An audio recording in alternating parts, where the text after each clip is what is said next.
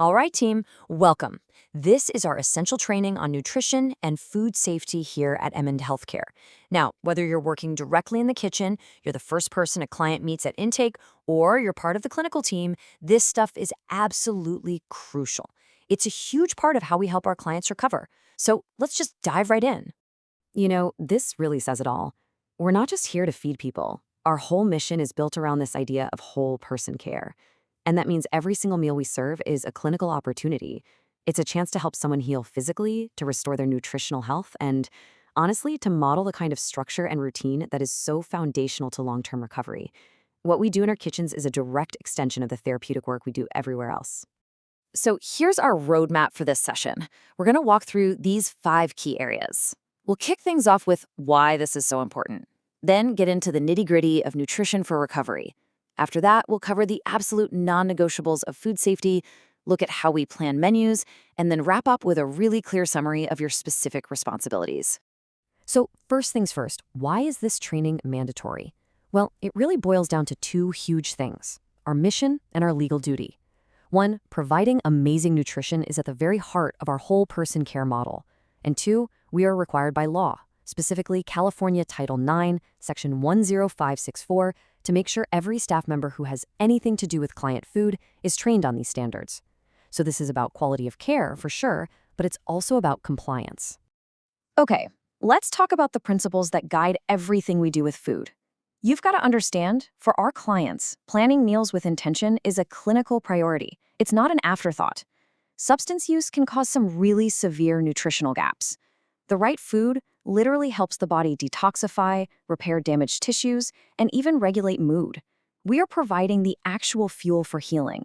So what does that fuel look like on a plate? Well, this right here is the foundation of every meal we serve, and it's all based on the U.S. dietary guidelines. We're all about nutrient-dense foods, a good mix of veggies, fruits, whole grains, and lean proteins. But just as important are 2 other things: keeping folks consistently hydrated with water and the therapeutic power of structured, predictable mealtimes. That rhythm helps restore so much for our clients. And just as important as what we put in is what we limit. And I want to be crystal clear here. These are not suggestions. These are our standards. We keep added sugars and saturated fats under 10% of total daily calories and sodium below 2,300 milligrams. Why? Because these things can literally slow down the healing process. And our job is to remove every obstacle we can for our clients. Okay, for all of our intake and nursing staff, this slide is for you. For every single client who walks through our doors, you must screen for and document these 5 key areas. This initial assessment is our first and best chance to catch any nutritional risks right away. It's how we make sure we can handle allergies, address co-occurring disorders, or get a dietitian involved if we need to. All right, we are shifting gears now to a topic where there is zero, and I mean zero room for error: food safety. These aren't just best practices, they are mandatory, Loctite protocols designed to protect our clients, who often have compromised immune systems, from getting sick from a foodborne illness that is completely preventable. It all starts right here: 20 seconds.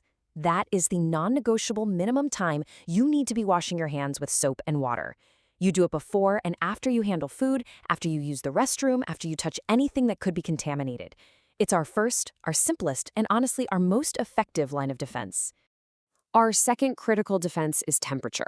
And this isn't a guessing game. You have to use a calibrated food thermometer to check that these minimum internal temps are met every time. For poultry and any leftovers, we're talking 165 degrees Fahrenheit. Ground meats, 160. And for whole cuts of meat or seafood, 145. And yeah, documenting these temps is part of the job. This next rule is so incredibly important, and the state regulations are black and white on it. California Title IX is explicit. Toxic substances are never, ever, ever allowed in food prep or food storage areas. All your cleaning chemicals have to be stored in a completely separate, clearly marked cabinet or closet. This is a zero tolerance rule, period. Okay, this slide covers the daily habits that stop bacteria from spreading. It's simple stuff, but it's vital. Use different cutting boards, one for raw meat, another for produce. Never let raw meat or its juices touch cooked food. Sanitize your surfaces constantly. And if you see any sign of pests, you don't wait. You report it to your program director immediately. Okay, so let's talk about how all of this comes together in the real world. We take the nutrition science and all these safety rules, and we combine them when we do our weekly menu planning. This is where we build that therapeutic structure and variety that supports our clients' success, day in and day out. And timing is also a huge piece of the puzzle. To make sure our clients are getting consistent nutrition and keeping their blood sugar stable, state regulations say that no more than 15 hours can pass between dinner and breakfast the next morning. That predictability is all part of the safe, therapeutic environment we're trying to create. For our amazing kitchen staff and program managers, these are your guiding principles for designing menus. We make sure every meal is balanced, we rotate foods to get a wide range of nutrients, and we prioritize those good, complex carbs for sustained energy. And crucially, we must accommodate every single documented allergy, and we have to eliminate high-risk items like energy drinks or raw proteins entirely. And a final but super critical point on planning: documentation.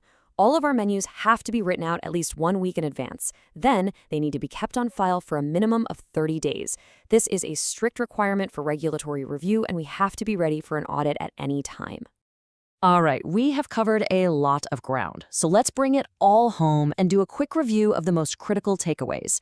Think of these as the 5 core standards that every single one of us is responsible for upholding, no matter our role.